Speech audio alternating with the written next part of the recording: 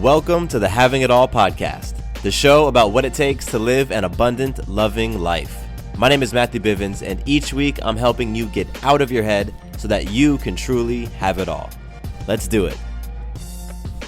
Hello, and welcome to the Having It All podcast. I am Matthew Bivens, and I am incredibly grateful that you are here joining me today for this episode. This episode is a personal one for me, and I'm going to deviate a little bit from the typical topics I share on the show, and I'm going to really just let you all in on what's been happening with me the past week or so.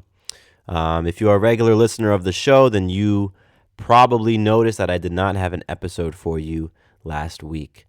I've been doing this show for a little over a year now, and I believe I've only missed 2 weeks. So that was a big deal for me to not have an episode, and the reason was because my wife and I had to put down our family dog last week, and that event hit me so much harder than I ever really thought that it would, or thought that it could have.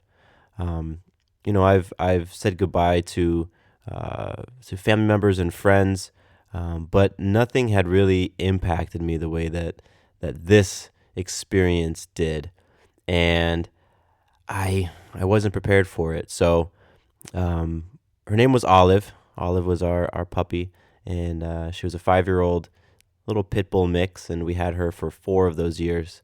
And she got sick. She got sick last Tuesday night, and less than 24 hours later, we put her down. And like I said, it was one of the most challenging experiences for me because I felt that loss very extremely. I felt it completely to the point where it just kind of knocked me out of commission for a couple of days there. And that's normally when I publish my episodes. And so I decided that I had, wanted to let my grieving process kind of run its course, and that I would wait to publish until today.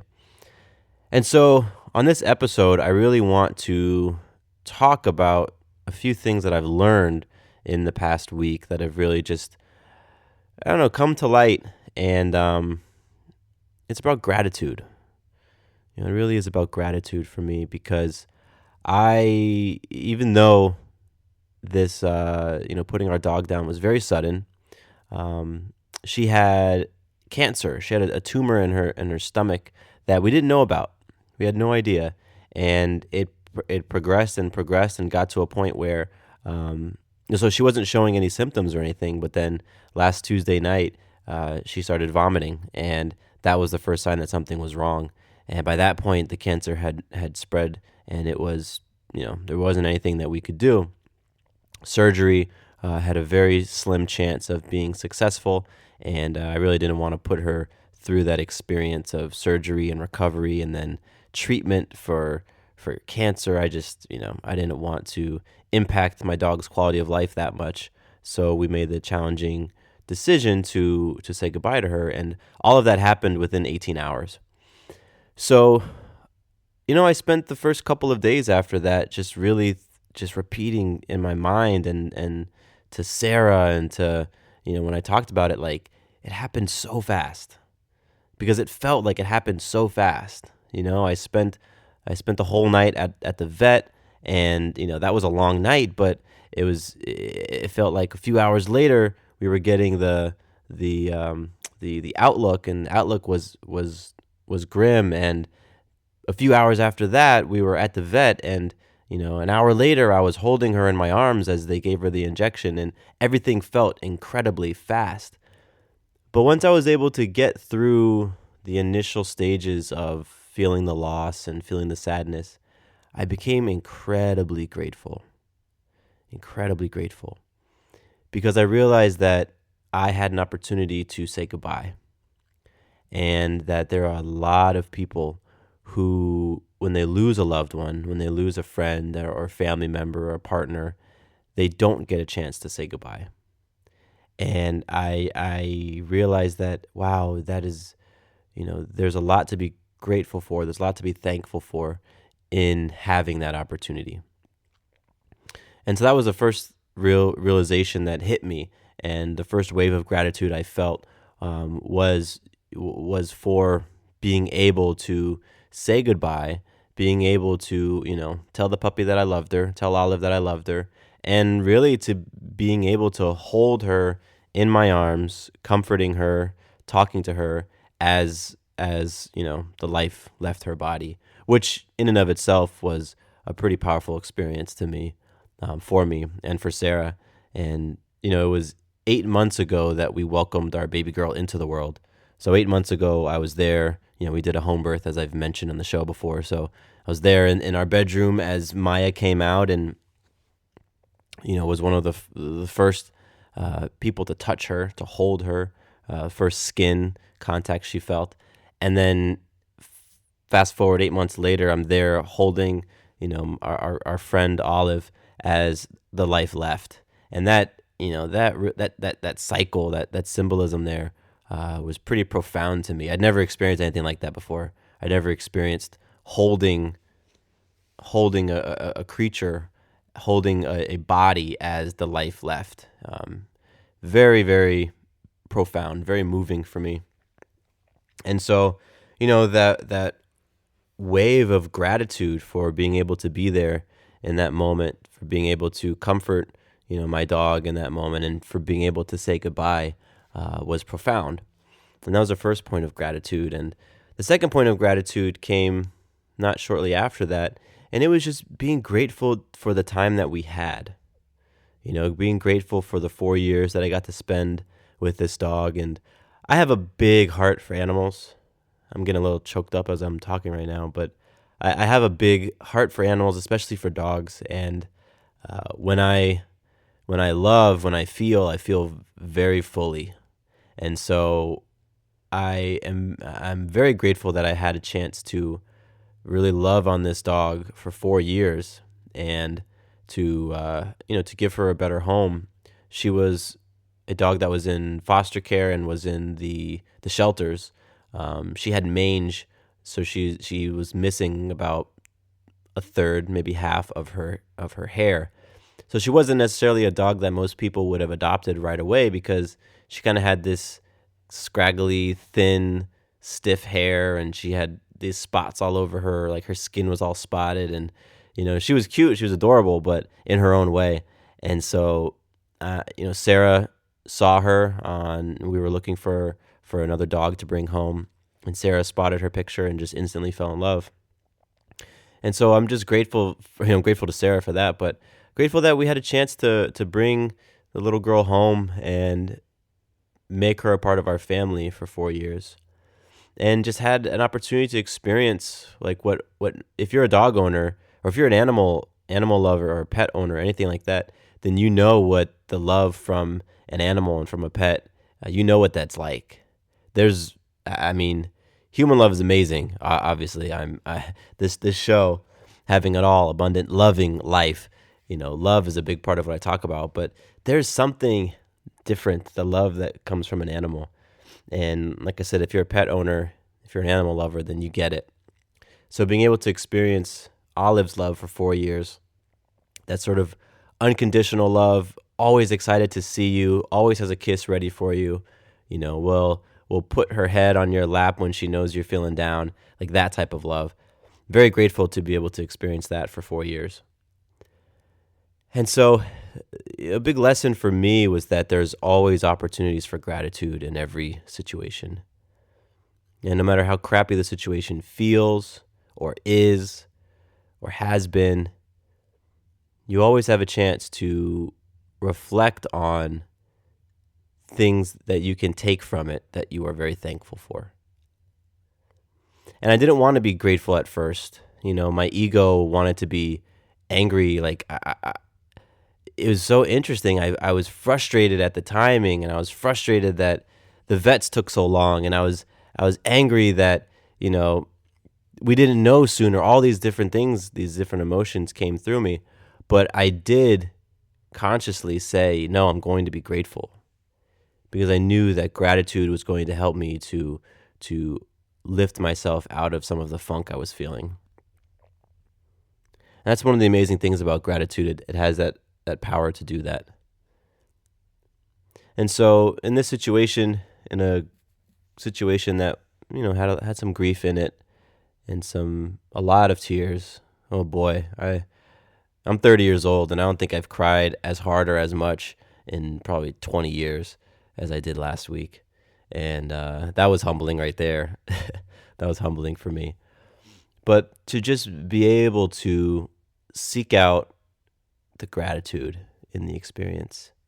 And now that's what I think about. Now when I look at pictures of her or watch videos, I'm very grateful. I'm very grateful for the 4 years. I'm very grateful for the ability to say goodbye. I'm very grateful to have the experience of holding her as she transitioned. All of those things which were huge pains for me not too long ago, just like deep, empty pain, sad feelings have shifted into gratitude. And that's what I want to leave you all with. I want to leave you with this truth that you can find gratitude in the most challenging, in the most saddening, in the most grief-stricken areas of your life. You can find gratitude. It's there. And when you do find gratitude, when you do find that thing to be grateful for and whatever it is that you're challenged with, it will shift how you view that challenge. It'll shift how you view that situation. And it's something that you don't have to take my word for. You can practice. And it's something that I've been putting practice in myself, so I'm speaking from my own experience. But you can try this out in a situation that's feeling very raw for you right now, a situation where you're feeling the sadness, or perhaps you're feeling the anger, or maybe you're feeling frustration, or you're feeling abandonment. Like, there's gratitude to be found there. And I think the amount of resistance you might feel to what I'm saying, the amount of resistance you might feel to the idea that you can be grateful for something that feels like a challenge, that tells you that's like the magnitude of the shift and of the euphoria that you will feel when you make that switch. So if what I'm saying to you right now is bringing up these emotions of like, who the hell is this guy? Screw him. That he doesn't know what I've gone through. He has no idea the situation. He doesn't know how that person hurt me or how that person made me feel sad or what they've done to me. The bigger that feeling is, the more amazing the flip side of it is going to be. The more blissful it's going to feel when you do identify that gratitude and internalize it. That's just how it works. And so, I've learned to really appreciate even more the things and the people and the friends that I have in my life right now, because they aren't promised. And it's very cliche. We've all heard it. We've all heard it so many times that we aren't promised tomorrow and, all of this and that.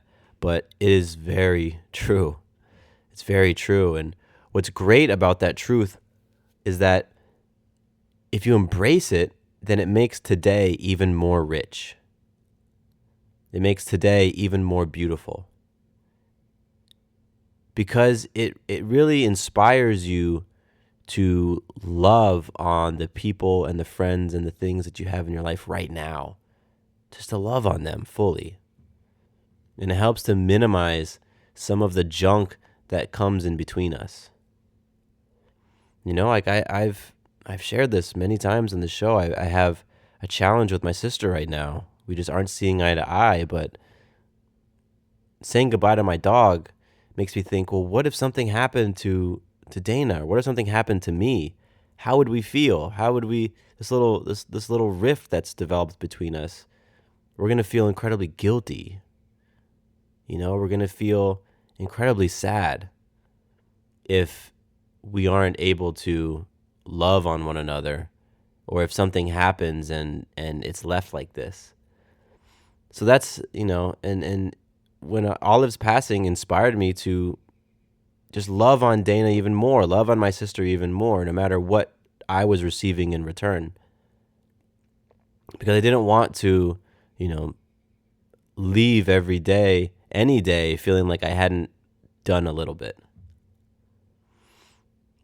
And today's Thursday. It's been 8 days since we said goodbye to Olive. And in those 8 days, we as a family, our family of four now, it's myself, Sarah, baby Maya, and our other dog, Watson. We've just spent more and more time together, just being, not doing, not watching TV or on our phones or driving from place to place, but just being together and experiencing one another as a family and just spending time together. And I'm very inspired to keep that going, to not make it just a little blip and then we go back to our normal lives of being caught up in what we have to do tomorrow and who's texting me right now or what stuff is happening in the news, but really just experiencing each other completely and being present every day. So that's what I want to leave you all with. Just finding the gratitude for yourself in whatever challenging situation you might be experiencing or whatever sad situation you might be experiencing. And just, maybe you can take from my example of being a little more present, appreciating the people you have in your life a little bit more, loving them fully each day as they are, accepting people as they are. Because we don't know what's going to happen tomorrow. And so all we have is right now. And right now is pretty darn awesome. It truly is. I appreciate you. I am very, very grateful to you listening. Grateful for your dedication, grateful for your messages, grateful for your love. I don't take that for granted, and I do want to constantly express that gratitude to you because, I was aware that I had missed a week.